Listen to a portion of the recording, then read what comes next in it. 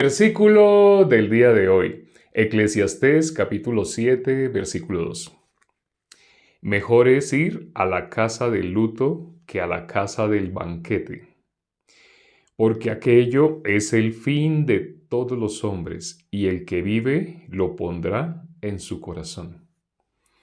Aquí dice, mejor es ir a la casa del luto que a la casa del banquete.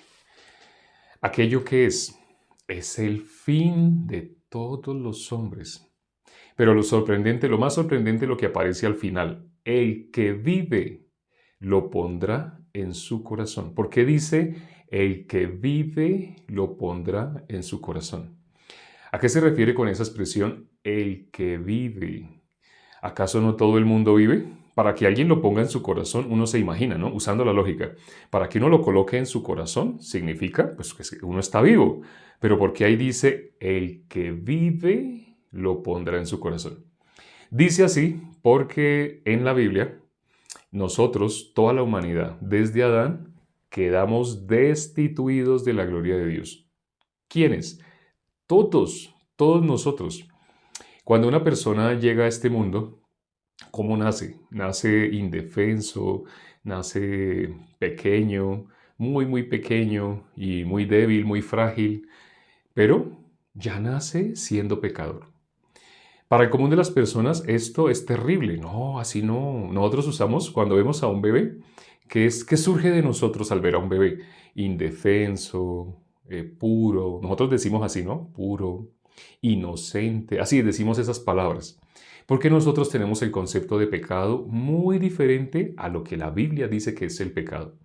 El ser humano en modo natural en que ha confiado en sí mismo, en su punto de vista, en lo que tiene lógica. Pero la lógica se opone a la palabra de Dios. El rey David lo dijo de esta manera, en pecado me concibió mi madre, en maldad he sido formado. No se está refiriendo, como algunas personas han querido decir, lo que pasa es que tal vez él quiso decir, no aparece en la Biblia, pero tal vez él quiso decir que su mamá de pronto fue violada. O que su mamá de pronto fue adúltera. Así algunas personas dicen. No se refiere a eso. Cuando las personas piensan del pecado, lo que el ser humano piensa en modo natural el ser humano ¿qué piensa del pecado? La infracción de la ley únicamente. Ciertamente, la infracción de la ley también se puede llamar pecado. Algo así como los frutos de un árbol de naranja. ¿El árbol de qué es? Naranja. ¿El fruto cómo se llama? Igual que el árbol, naranja. El fruto, el árbol tiene el mismo nombre. Entonces las personas únicamente se fijan en el fruto. Las infracciones de la ley es el fruto que da el pecado. Y ciertamente se pueden llamar igual que el árbol. El árbol es pecado, el fruto ciertamente también se puede llamar pecado. No se está refiriendo a que el pecado se soluciona quitándole las frutas a un árbol. Si tú le quitas a un árbol de naranja todas las naranjas, te esmeras por quitarle todas las... que nadie se dé cuenta que tiene naranjas. ¿Deja de ser árbol de naranjas? De ninguna manera. Porque las naranjas no son las que determinan que sea un árbol de naranja. No. Las naranjas evidencian que es un árbol de naranja. Pero ya es árbol de naranja, sea que dé naranjas o que no dé naranjas, es árbol de naranja. Entonces muchas personas lamentablemente únicamente ven así el pecado, como si fuera el fruto que les sale. Por eso las personas miran la ley. Cuando la Biblia habla de estar bajo la gracia y estar bajo la ley, ¿qué personas están bajo la ley todavía? No los que dicen, yo ya no estoy bajo la ley. No, una persona no está bajo la ley por decir, yo no estoy bajo la ley. O una persona no está en la gracia por decir, yo estoy en la gracia, yo estoy en la gracia. No, eso no hace que una persona esté en la gracia o deje de estar en la ley. No, no es lo que una persona diga. Es cómo vive una persona, qué es lo que cree esa persona. Cuando una persona dice, yo ayer dije una mentirita, esa persona, ¿qué acaba de nombrar? Cuando dijo, yo ayer dije una mentirita, ¿qué acaba de nombrar? Acaba de nombrar la ley. Esa persona, sin darse cuenta, se ubicó bajo la ley, se hizo dependiente de la ley. Ahora tú pensarás, pues entonces todo el mundo se expresa así. Todo el mundo nombra la ley. ¿Por qué nombra la ley? Porque todo el mundo, sin darse cuenta, está destituido de la gloria de Dios. Estar bajo la ley es aún estar destituido de la gloria de Dios. Ser pecador hace que una persona todavía esté bajo la ley.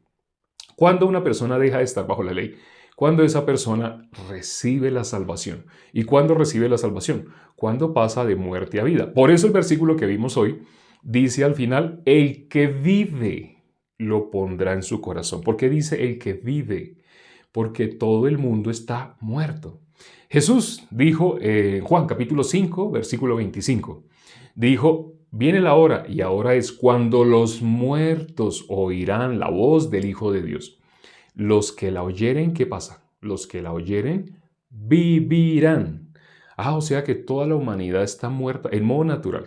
Así como nace el ser humano, ya nace muerto, y aunque haga obras de caridad, aún está muerto, sí, porque está bajo la ley. Entonces, cuando una persona deja de ser muerto delante de los ojos de Dios, cuando esa persona en el mundo espiritual deja de ser muerto, cuando recibe la salvación. Ese término salvación, salvación, aparece más veces en el libro de Salmos. ¿Quién es el que más menciona salvación, salvación, salvación? El rey David. Bíblicamente, Dios como llamó a David, varón conforme a mi corazón. ¿Por qué usó David? ¿Por qué usaba tanto la palabra salvación? El ser humano nace perdido, nace destituido de la gloria de Dios, nace necesitando la salvación. Pero eso lo conoce el ser humano, no lo conoce. Pregúntale a muchas personas y verás que todo el mundo, casi todo el mundo, está seguro de una cosa, de ser hijo de Dios. Le preguntas, ¿tú eres hijo de Dios o el diablo? Todo el mundo se sonríe o se sorprende. Uy, esa pregunta, no, nunca me habían hecho esa pregunta. Por supuesto que todos somos hijos, así se expresan las personas. Pero la Biblia, ¿qué dice? Lo contrario. La Biblia no dice todos somos hijos de Dios, la Biblia dice todo el mundo es hijo del diablo. ¿Por qué aquí dice mejor es ir a la casa del luto? ¿Cómo lo dice exactamente el versículo 2? Mejor es ir a la casa del luto que a la casa del banquete, porque aquello es el fin de todos los hombres. Todos inevitablemente vamos a tener que dejar este cuerpo. Todos. El ser humano piensa de esa manera. El ser humano no anda pensando cuándo va a dejar este cuerpo. ¿Tiene una caducidad? ¿Tiene una fecha límite? Sí, tiene una fecha límite. Algunas personas a los 20 y algo de años van a dejar este cuerpo. Otros a los 30 y algo años. Otros a los 40 y pico años. Otros a los 50 y tantos años. Otros a los 60 y la mayoría entre 60 y 70, no sé si sabían, ese es el dato.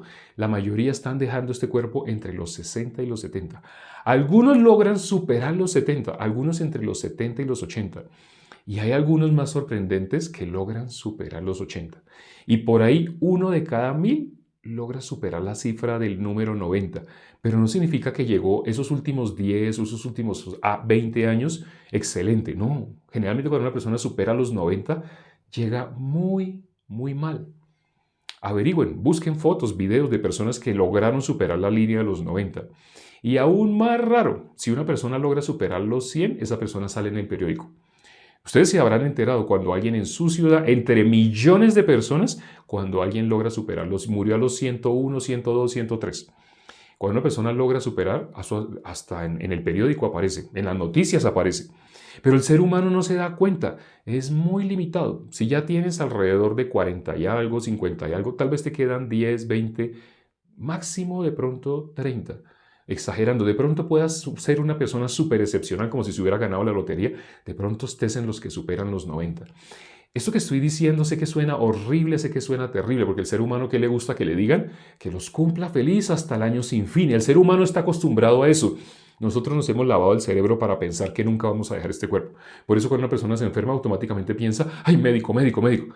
Y cuando le dan una noticia de que ni el médico ya puede solucionar ese problema, esa es la mejor noticia. Pareciera una locura, pero ¿qué dice este versículo? Volvamos a leer. Dice, Eclesiastés capítulo 7, versículo 2. Mejor es ir a la casa del luto que a la casa del banquete, porque aquello es el fin de todos los hombres. Y el que vive, solamente el que vive pone esto en su corazón. Nosotros predicamos el Evangelio a muchas personas diariamente, pero al predicar el Evangelio, las personas rechazan el Evangelio porque no necesitan el Evangelio. ¿Por qué no lo necesitan? Porque se consideran que están bien con Dios.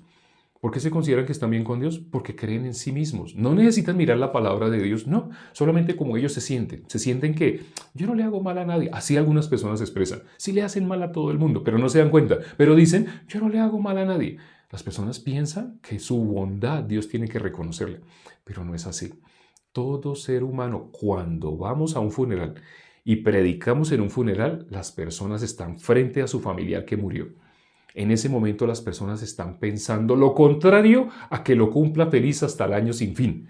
Por fin las personas en ese momento ya como que aterrizan, en ese momento como que entran en conciencia. ¡Ah! Se murió mi tío, se murió mi prima, se murió. Cuando ven en el ataúd a una persona que hace poco estaba bien, feliz, riéndose, y ahora la ven ya sin vida, en ese momento la persona puede reflexionar. ¡Ah! ¿Será que ahí me puede pasar lo mismo?